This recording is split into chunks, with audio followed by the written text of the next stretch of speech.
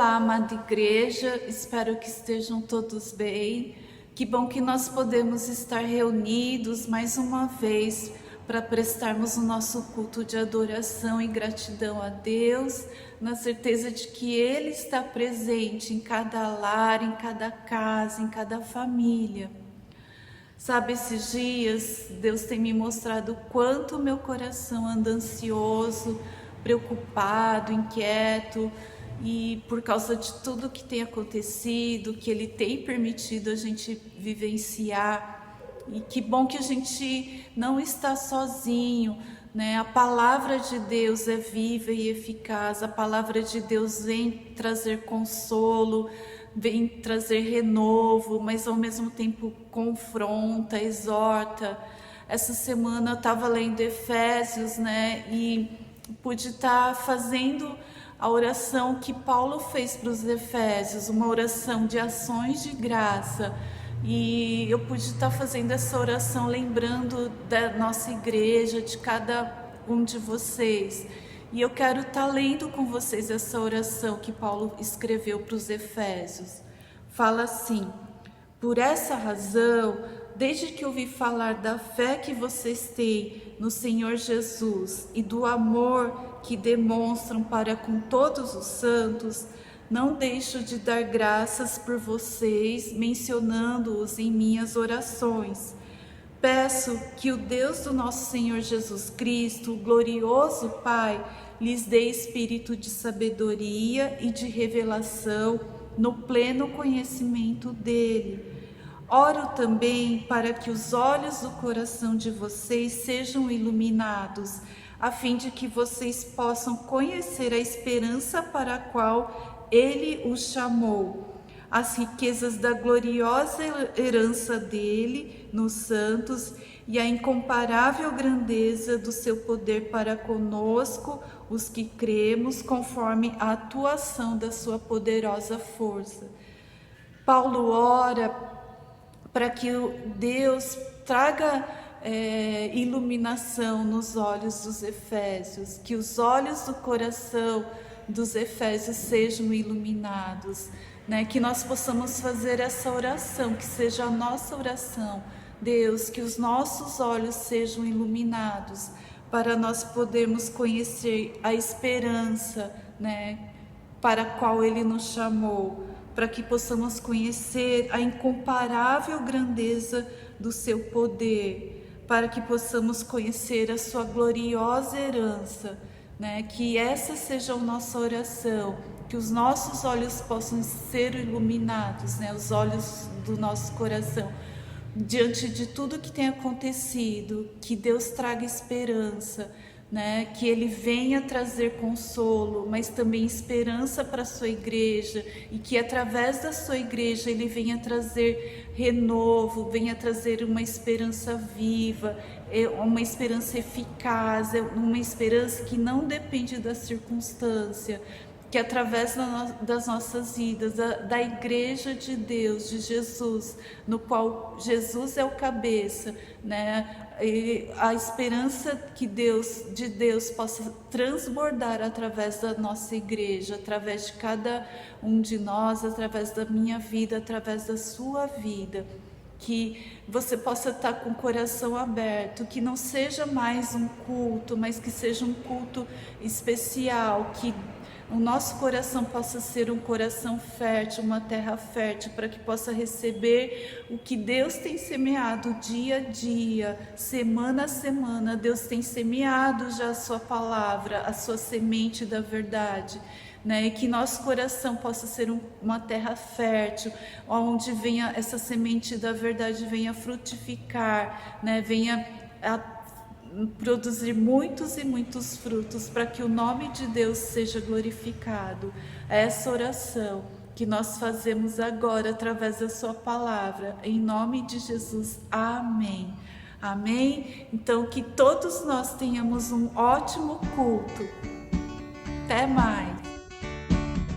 Não há Deus como o Senhor é. Ele é tão santo como o Senhor é.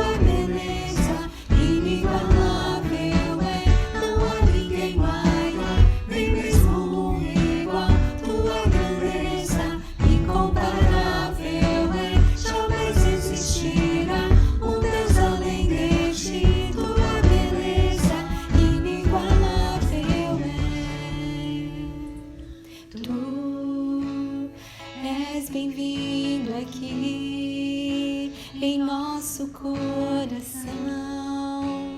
Toma a direção.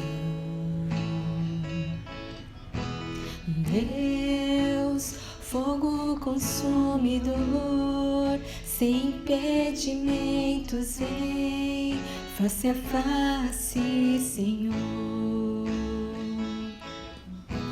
Sopra em nós, Espírito, te queremos, Deus.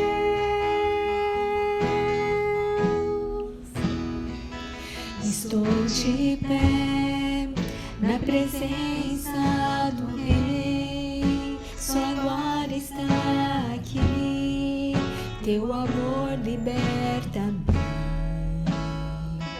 Estás aqui no trono de louvor, tua presença me curou, fascinado estou.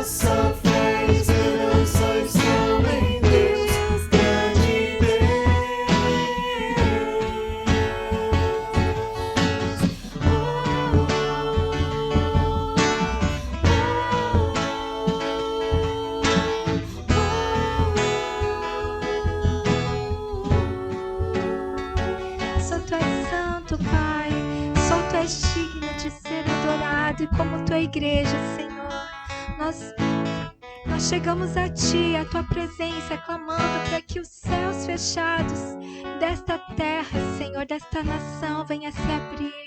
Que Deus, o Senhor possa olhar para nós com compaixão, com misericórdia e abreviar, ó Deus, esses dias de sofrimento, Senhor. Que o Senhor venha abraçar aqueles que têm sofrido agora, daqueles que têm chorado, Senhor. Que o Senhor venha dar forças àqueles que estão sofrendo, ó Pai, no corpo, hospitalizados, aos profissionais de saúde, Senhor, vem fortalecer. Deus, o Senhor pode todas as coisas. O Senhor pode, ó Pai, levar a cura. O Senhor pode levar, ó Pai, o descobrimento de remédios, de vacinas, de tratamentos. E nós pedimos para que o Senhor venha abrir esse céu, ó Pai. Que o Senhor, Deus, faça o Teu reino descer. Faça o Teu reino, Senhor, expandir. Nós clamamos, ó Pai, pela Tua misericórdia.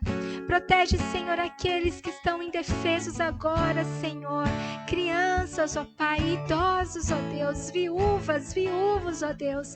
Fortalece, Pai, essas vidas. Fortalece a Tua igreja para que ela continue avançando no Teu reino, Pai. Avançando com Teu evangelho, Senhor. Nós entregamos diante de Ti as nossas vidas. Em nome de Jesus. Amém. Olá, pessoal de Presidente Prudente. que a graça do Senhor Jesus Cristo, o amor de Deus esteja no coração e na vida de todos vocês. Eu quero iniciar essa mensagem, em primeiro lugar, manifestando o meu desejo de que o pastor Manabo, a Márcia, a Dona Rosa e todos os familiares sejam consolados pelo Senhor Jesus Cristo nessa hora de perda do pastor Kindy Kadimura. Que o Senhor esteja cuidando e abençoando toda a família enlutada. A mensagem de hoje eu trago para vocês Mateus capítulo 6, versículos 31 a 33. São palavras do Senhor Jesus Cristo que eu imagino, nesse tempo difícil que nós vivemos hoje, devem ser palavras lembradas por todos nós diversas vezes, diversos momentos na nossa vida. O texto, então, é Mateus capítulo 6, versículos 31 a 33, e as palavras de Jesus são as seguintes: portanto, não se preocupem dizendo que vamos comer, ou que vamos beber, ou que vamos vestir, pois os pagãos é que correm atrás dessas coisas, mas o Pai Celestial sabe que vocês precisam delas. Busquem, pois, em primeiro lugar o reino de Deus e a sua justiça, e todas essas coisas vos serão acrescentadas. Então, Jesus está orientando a todos nós, seus discípulos, a não vivermos preocupados ou ansiosos com aquilo que havemos de comer, beber ou vestir.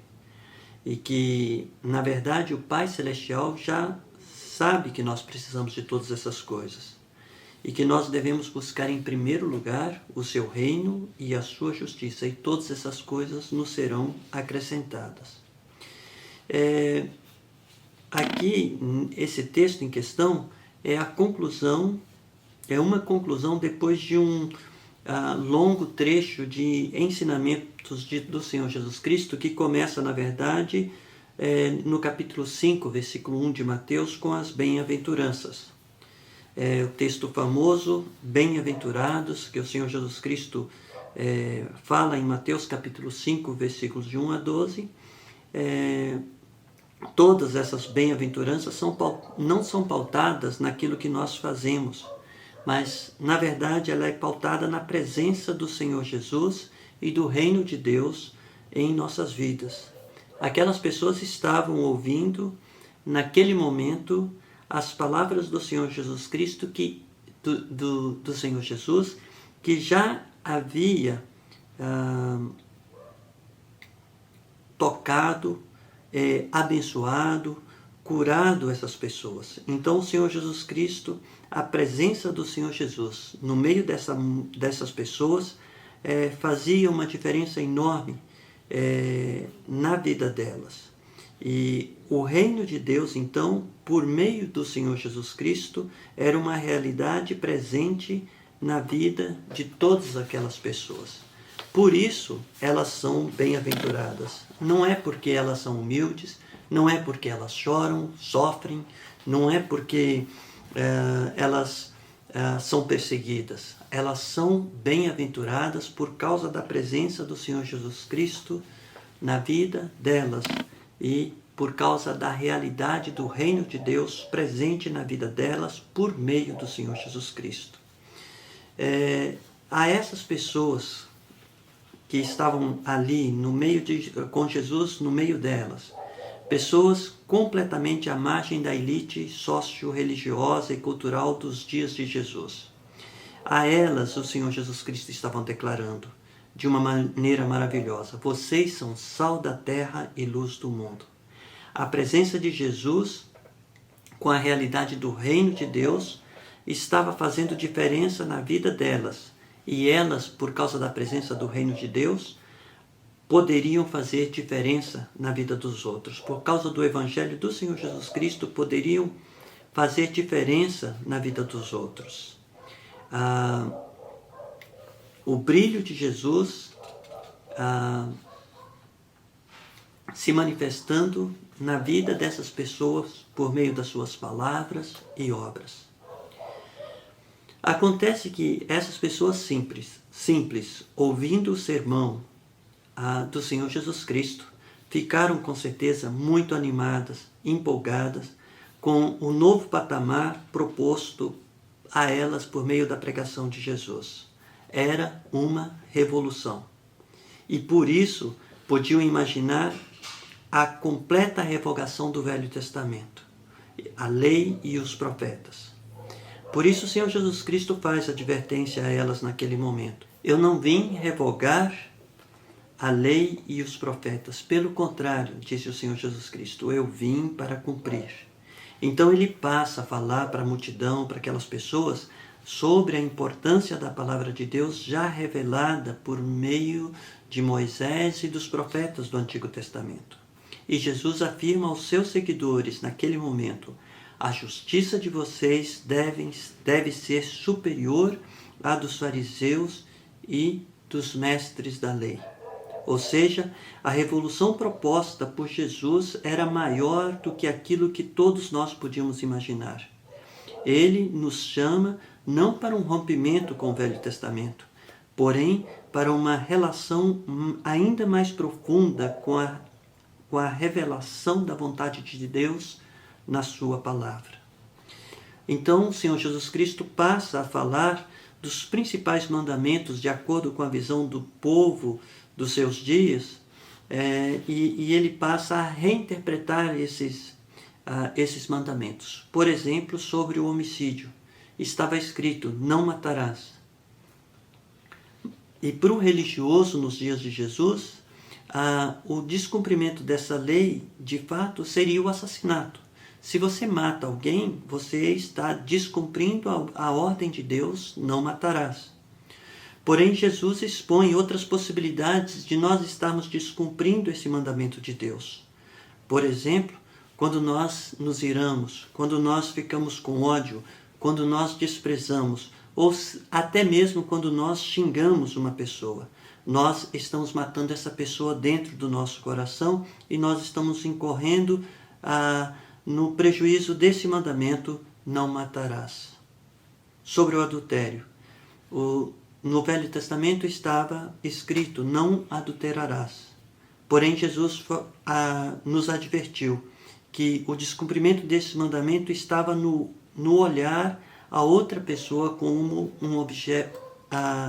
com o objetivo de desejá-la. Sobre o divórcio. O judeu nos dias de Jesus se valia da lei de Moisés para se divorciar. E era uma festa. As pessoas se divorciavam o tempo todo. Os homens divorciavam das mulheres, abandonavam suas mulheres e lavravam carta de divórcio. E a lei de Moisés, na verdade, era o contrário disso. Era, caso alguém abandonasse a sua esposa, deveria lavrar carta de divórcio para que essa mulher não ficasse desprotegida socialmente, pois com a carta de divórcio ela poderia contrair novo matrimônio e receber proteção de um novo lar. Porém, nos dias de Jesus, eles estavam usando, como eu disse, essa lei ao contrário. Por motivos banais, as mulheres eram abandonadas e as pessoas, seus maridos, se sentiam completamente desculpados quando eles, ao abandoná-las, lavravam carta de divórcio. O Senhor Jesus Cristo está chamando a atenção para o fato de que o casamento era uma coisa muito mais séria do que o que eles estavam praticando naqueles dias. E que, ao unir-se a uma mulher, nós tornamos com ela, como orienta o Velho Testamento, uma só carne. Por isso, abandonar a esposa da maneira como eles estavam abandonando era submetê-la à possibilidade de cometer adultério. Sobre os juramentos, diante de tantas incoerências entre o ensino e a religiosidade, entre o ensino religioso e a vida prática, a palavra da pessoa necessitava de um reforço. Por isso, elas juravam. Juro pela minha mãe, juro pelo céu, juro por isso, juro por aquilo. Elas estavam dando um reforço à sua palavra e o Senhor Jesus Cristo está dando uma orientação simples. Seja você correto naquilo que você diz e as suas palavras devem ser: o que for sim, que seja sim, e o que for não, que seja não. O que passar disso vem do maligno e causa duplicidade da pessoa. Jesus também falou da vingança. E vingar aqui seria no sentido de levar uma pessoa à justiça. Quando alguém se vê injustiçado e busca nos tribunais a punição de quem de alguma forma a prejudicou. Quando o Senhor Jesus e a realidade do reino de Deus são maiores em nossa vida, o poder dos outros de nos causar algum mal fica diminuído. Bens, direitos, a túnica, a capa, o insulto e as demandas impostas pelos outros terão menos poder de afetar o âmago do nosso ser revestido pela presença do Senhor Jesus Cristo. Não se trata de sermos subservientes, se trata da consciência e da certeza do amor de Deus para conosco. E por fim o Senhor Jesus vai falar, claro, do amor. O problema de odiar um inimigo é que isso nos iguala àqueles que não têm o reino de Deus em suas vidas. Se Deus nos ama antes de tudo, nós também devemos amar aqueles que são igualmente amados por Deus. É exatamente nesse ponto que nós podemos alcançar a perfeição divina. Deus nos amou quando nós éramos os seus inimigos. Então a orientação do Senhor Jesus Cristo é que nós amemos os nossos inimigos como o Senhor Jesus, como o Pai o fez. Aí, a partir do capítulo 6 de Mateus, Jesus vai falar das obras de justiça. E o resumo do pensamento judaico sobre as obras de justiça, sobre uma pessoa ser verdadeiramente religiosa, consistia em dar esmolas, orar e jejuar regularmente. O problema é que muitas vezes o religioso, para mostrar que era realmente homem de Deus, fazia essas coisas com o objetivo de serem louvados, de serem vistos. Então, e não eram algo realmente ligado ao coração da pessoa, a ter um coração contrito diante de Deus.